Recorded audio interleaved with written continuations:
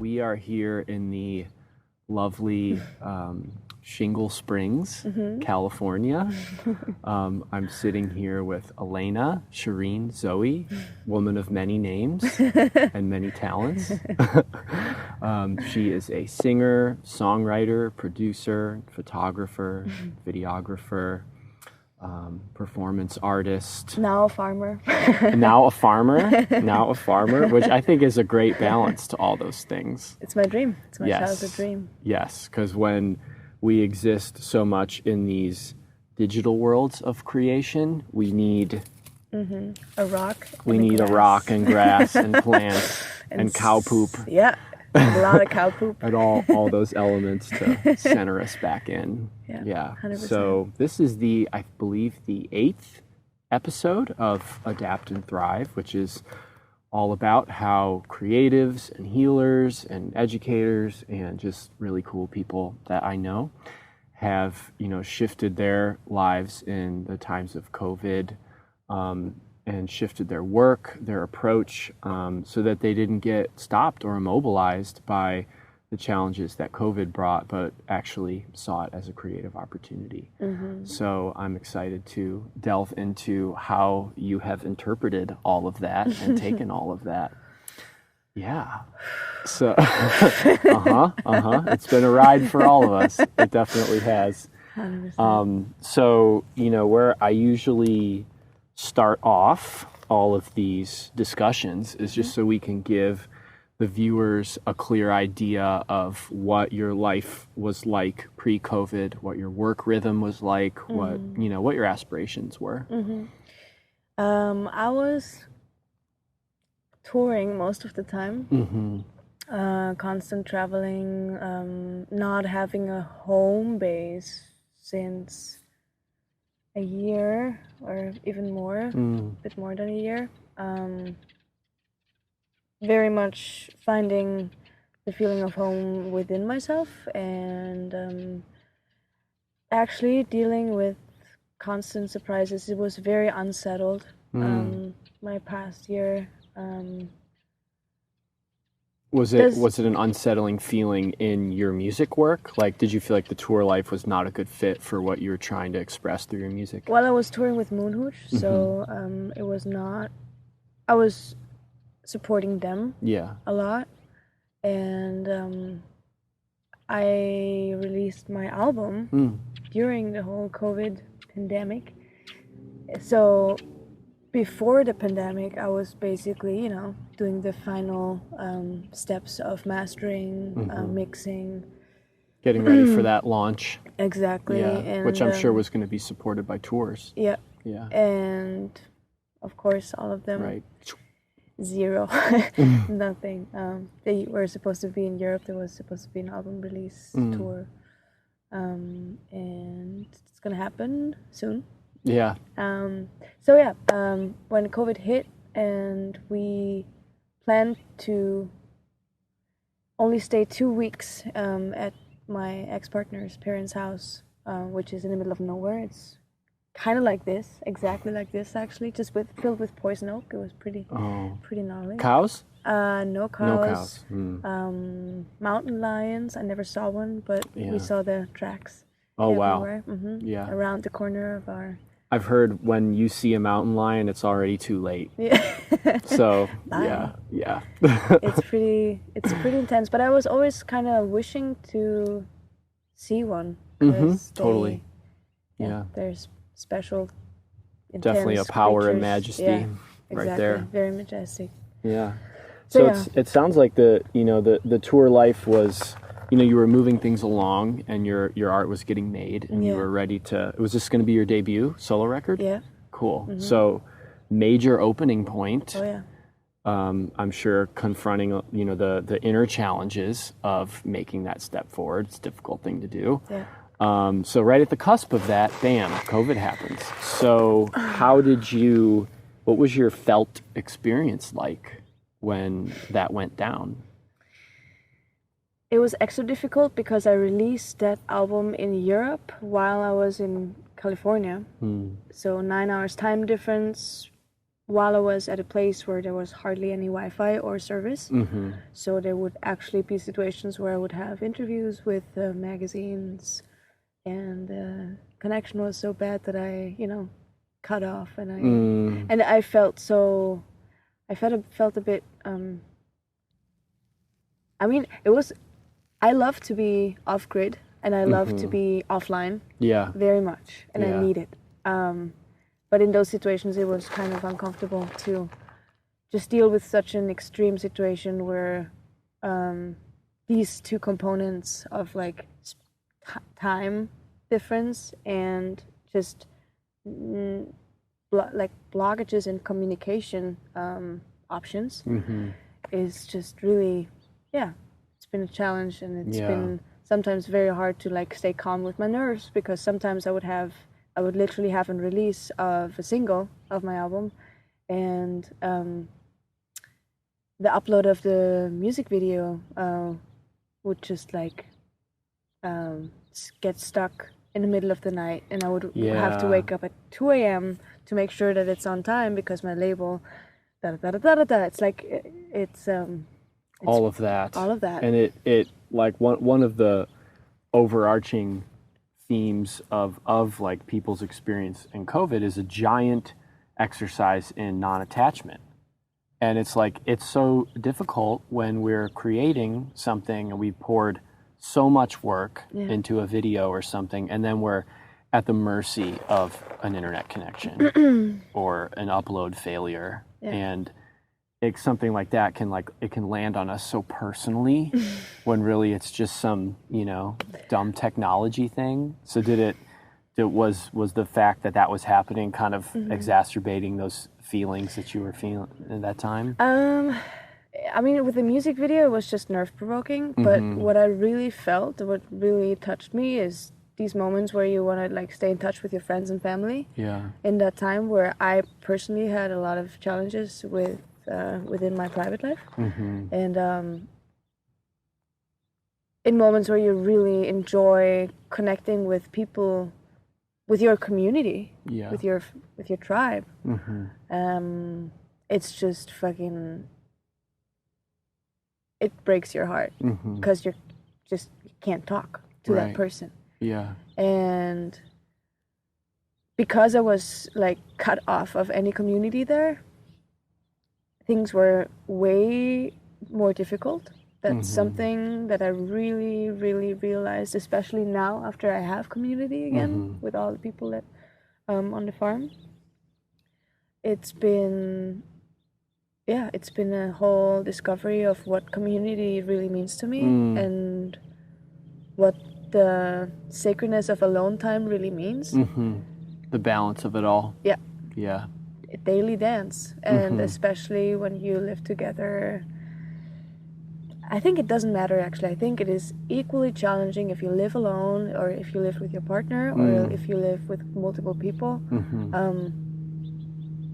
If you don't have a lot of space, it's just very challenging. Yeah. And that highlights something that so many people were dealing with in all of this, is that the isolation from community combined with too much time around certain people and not the ability to get away. So, I heard you say how that highlighted the importance of, what community really means to you, balance with alone time.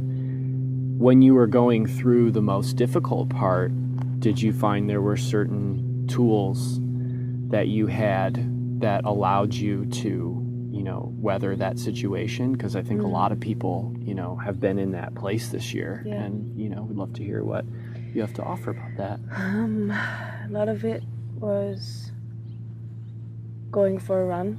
Saved Moving. me. If you're stuck, move. Simple. If you're stuck, move. If that's whatever that is. Whatever that is, but movement can. I think it's a very primitive equation. It's just simple. Very simple. It's very, very simple, and I think it's a law that always applies. If you take a walk, when you feel that you're just turning in circles in your head. Yes. Please. Yeah, the movement as medicine is such an essential part of my life. And like, you know, I don't think I told you this yet, just in our catching up, but like I kind of discovered running during COVID because a lot of the other things that I love to do that required, you know, a facility or whatever were no longer options. Yeah.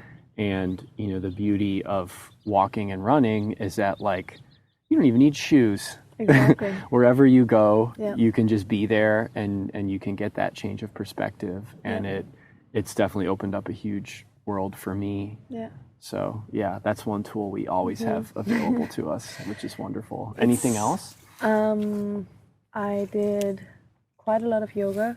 I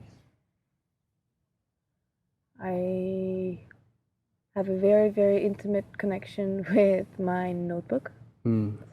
I started having notebooks around me. I have mine like right there, right now. So that's how I started writing songs. That's how I started writing. Or actually, I started writing poems first, and then I discovered, while I was writing them, I discovered that I hear rhythm and melody while I was like rereading the poems that I wrote, and then I realized like, I think I'm making music right now. I think this is a song. And then that's how I started. Yeah. And I play piano first too. But, and that outlet means the world to me. Yes. It's, for me, written word it's like letting go of really anything you want to let go of, or anything you want to put on the table and look at. Point your finger on. Get it out of here. Get it out of and here. Observe it. Yeah. Yeah, for sure. And I did a lot of notebook writing. I did a lot of I did some painting. I used to do so many things. I used to paint so much and dance so much and all these things that I would never have time for in the last couple of years. Yeah. And it sounds like they were part of your process of dealing with the challenges that you were experiencing. 100%. Yeah. Nice. And I think COVID is a humongous chance to reconnect with all these things that we always put in the back seat. You know, it's just, it's especially with things that that enliven your creativity. I feel like so many people are craving for creativity, space for creativity. Yeah. Time and space for it. And there's like, the one thing that holds so many people back is this idea that like, oh, I'm not creative or I'm not an artist or whatever. And it's like, what a horrible self-defeating notion, because like anyone can start trying to express and externalize in the way that you're talking about. And the goal of it is like, you know, not to make something that gets popular. It's to like heal yourself. It's for yourself. You're helping yourself. Exactly. Yeah. And that can, like, I'm sure, you know, we've both seen many times like that, when you fully dive into that act of self-healing and it's a coming forward of being vulnerable, that provides gateways for others to be in their healing process and in their vulnerability. Yeah. So, nice. I think vulnerability is also a pretty big topic in the whole COVID thing. Yeah, say more about that. Because we're all sharing the same experience globally. Like everybody is, we connect through that experience. Yep. Of not knowing how it really started, how it was treated in the very first stages. I mean, we have information, of course. But we are living in a information war right now. Definitely. This time that we're experiencing is... And we don't know what to believe. It's tough. Yeah. And I think people are really trying to hold on to some truth and hold on to some right information, but at the end of the day, I want to like go there and talk to the people, you know, like media is not feeling legit anymore, even the legit ones. Yeah. You know? It's a very difficult, choppy water to navigate. And that was something that came up in another one of the conversations, like the relationship to media during this time. What pathway have you found yourself exploring, knowing all of this uncertainty and information war and just feeling all the manipulation that's happening? Like, what's been your media diet? Well,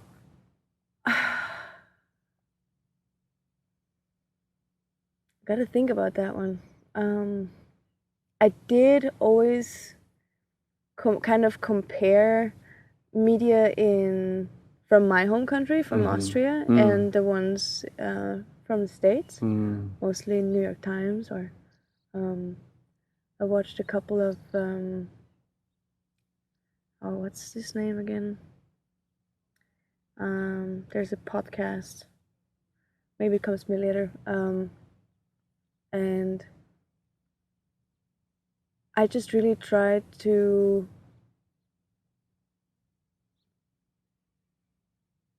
see how commercial media communicates, to understand how many people think. Yes. So you're using that as a pathway to understand, maybe better empathize and understand where the general populace is at. Exactly. And I think you got to do that in order to understand how you can position yourself, and also how you can pick up other people when it's about, you know, we're living in a shepherd sheep world, kind of, and especially in the Western world, and I think for those who can think for themselves and are critical minded, it is important to understand how you can build bridges. Yes. And make people curious, and make people think. Yeah. What's actually going on behind inspire black a little and bit white. of reading between the lines. Yeah. Yeah. Yeah, I think that's it's a healthy approach to digesting media right now, because it takes like a minute to wind yourself up into an anxious mess listening to almost any news program. So like taking it at face value can be like a very dangerous thing to do. But like, I like that avenue you highlighted as using it as a vehicle to ultimately be able to help people and understand them better in your world. Yeah. You know, it's a nice transmutation of energy, taking something toxic and turning it into something helpful. Yeah. You know, Yeah. So with, you know, I feel like we've got a good idea of, you know, what your process has been like getting through this time, employing these different artistic tools, expressing yourself, dealing with the isolated challenge you had. As a result of that process, did you start to see some new avenues open up for you, either career-wise, spiritually, expressively? Like, what newness emerged from navigating this? So beyond my album release, which surprisingly, I was very happy that it went so well. Even with all the, you know, turbulences. So you stuck it out and like did the work and still made it a success. Awesome. I don't even know how I did it. And it really was hard for me to communicate and think in the time zone of Europe, and then also find presence here, 9 hours away from it, because sometimes I would just wake up at 6 a.m.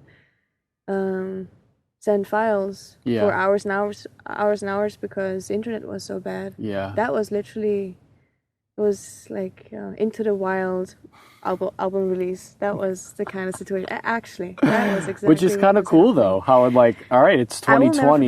You can release a record internationally from the middle of nowhere, California. 2020. You know, that's possible.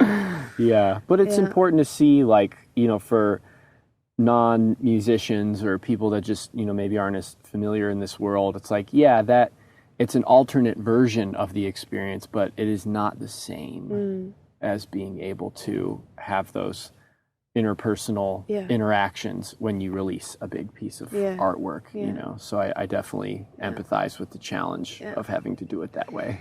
Yeah, but it was a good challenge. I learned a shitload of things, a lot about my own fire of like, okay,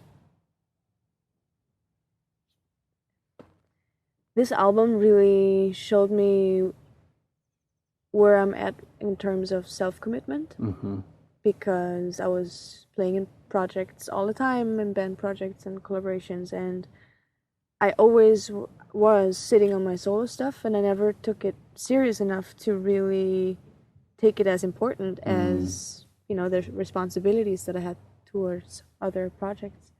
And releasing that album in that time with songs that were actually so much about things that I re-experienced through COVID, but that I wrote like years ago. Oh, wow. Because that album that's also one thing, the album is representing music that I wrote between age 12 and 22. So it's 10 years of my music that I pushed out there. Yeah. And it's been a birth for sure. And I'm still realizing how it sounds.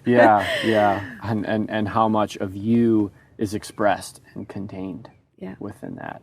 Cool. And how people reacted to it, and how it was so funny how the media was like curious about my living situation while I was having that album. It was like, yeah, you're in California in an RV in the middle of nowhere in the jungle with mountain lions. Yeah. Exactly. Did they almost focus on that more than the music? It was always the intro. It was always the intro, and not always. That's good. But it makes for a point of intrigue. You know. It's good. So is landscapes part of that? Okay, cool. So, you know, I found that video to be very stirring in the sense that there's very much this like transformation thing that happens, and that's implied and depicted in your character in the film. And it feels relevant to COVID in the sense that, you know, the process that you went through, the process that we're all going through is definitely like, this is putting the heat on, it's making us transform in some kind of way. So tell us a little bit about that video and what you wanted to express through that. That song came out of my first and last depression I've ever, like real heavy depression I've ever felt, because I'm not a depressive person in general. We can all have those stints. We can all have those, exactly. And I was in a little town in my home country in Austria, and it was that time before I went on tour with Moonhooch where we met. Oh, nice. Actually. Cool. And I was like, you know, I was committing to do that. I was deciding to do that. I knew how much work it would take me to feel 100% like satisfied and happy with the music and the live performance I want to deliver. And then many life decisions that I had to make and all these things, and it was like a huge shift. Huge shifts happening in that time. And then I had this feeling of like just feeling frozen because I wasn't feeling the energy and maturity to just make the first step. Yeah. So I didn't want to wake up. I didn't want to go out of bed. I didn't want to do a single thing to accomplish this like long to-do list. Right, which I think is a feeling many of us can relate to when you see what lies ahead of you and just being like, it's easier to shut down right now. Am I ready for this? You know? Yeah. Am I ready for this? Can I trust my skill set? You know? I literally learned how to mix by preparing that live set. Wow. I was just jumping in cold waters like this with so many things that were the basis of... Yeah. What a great way to learn, though. Yeah. You know? Intense, but good. Yeah. And I just, you know, I commend you for going there with that, because that is the point where a lot of people do shut down and can relate back to what we were talking about earlier, how, like, you know, there is more time and opportunity right now to get going with a new venture, and to let ourselves get stopped by that feeling, it's only going to shortchange us. Yeah. You know. So I'm glad you battled through it. Yeah, it's worth it. You get all the gems when you dig through the dirt. Yes. And so back to the song. And I never wrote that song.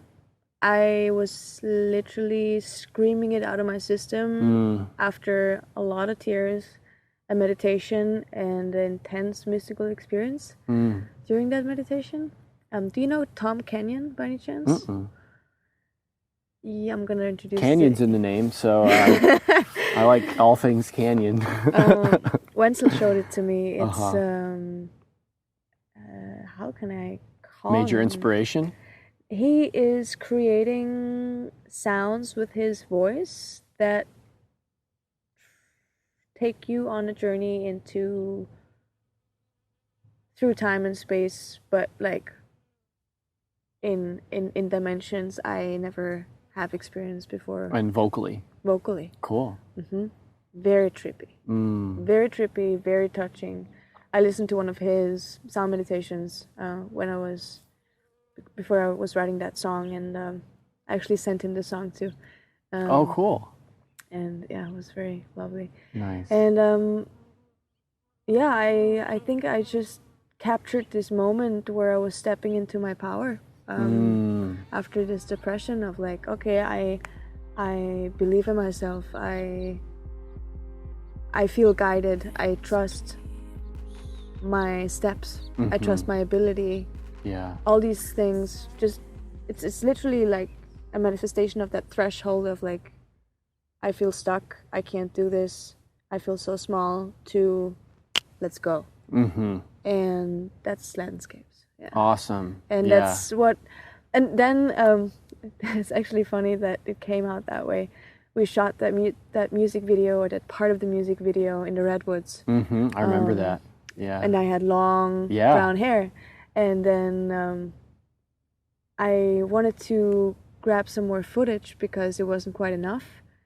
But at that point, I already shaved my head. I was like, okay, how can I connect this to that part? Oh, nice. And then I was so like, that wasn't intentional. No. That was like okay. But did you kind of realize it in the moment? Yeah. I was like, I think that's exactly what it's about. Yeah. Exactly that. I mean, it's just so cool from my perspective, and like feeling that you embodied a transformation in that new character. It was like a new body posture. Yeah. I was carrying myself differently. Yeah, totally. It was so to know that like it happened that way too, I think is really cool, and also just speaks to like when you're creating something and you're committed to the process and you keep moving on it, you get those kinds of accidents that end up actually really expressing what you wanted to put in there in the first place. Flow, baby. Yeah, that's really cool. Yeah. Really cool. It was really beautiful, that whole process. And I'm very happy how it came out. And cool. I'll make sure to link to the video here so that folks can watch it. Yeah. You were saying? I was saying, not important. Not important. So to kind of wrap things up, what do you feel like operating in this environment now? Yeah. and living the farm life and not necessarily thinking about going back to touring anytime soon. Like, what do you think your next moves are for your work, and what do you want to communicate with that? New things that I discovered throughout the pandemic was me starting working as a coach, music coach, vocal coach. I guided creative processes. Cool. Projects. If a person has the drive to really, that can be an album or start to work out on a daily basis, or just whatever goal it is. I was helping people achieve that, and I was giving people tools that helped me along the way a lot. Nice. To get to the goal, and I was, also giving people input to producing. So a service-based outlet. Yeah. Yeah. And very cool. I miss that because I love being in service of people a lot, and it gives me so much happiness to make others happy. Yeah. And it was so cool because I started this coaching thing while I was dropping my solo debut. So instantly giving that knowledge to other people in the moment where I just be like, mine is done. Yeah. Can I help you? Yes. Yeah. That's what it felt like, and it made me so happy. It made me so happy, and it was really awesome how people would just start glowing after first week or two, and really see that there is so much power in you if you're able to shut off your mind sometimes. Yeah. Well, thank you for navigating this terrain and finding a way to, through your own creative expression, your own vulnerability, having an intention to serve, to unlock that for other people too. I think that's part of our purpose as creators. And when we unlock that each other, we spread joy, we build community. Yeah. Lots of good things happen from that. Exactly. Yeah. So thank you for showing up fully for that process and being a beacon and guide for others. What's the best way for people to access your work? We'll link to everything in the notes here, but if you just want to let us know. I guess Instagram is something that everybody is connected to. You can find me with all my 3 names, Elena Shirin. My real names. And that they can access links to your music through there? Yeah, cool. I have a link in my bio that connected to my album, that connected to my music videos, my Patreon, my coaching, my website. Nice. All the things. Cool. All the things. All the things. Otherwise, I have a website too, where you can also see my photographic work, and audiovisual projects, and nice. Facebook, all the things. All right. Well, thanks so much for doing this, and I believe it's food time soon, huh? I think so. Yeah. Okay. Thank you.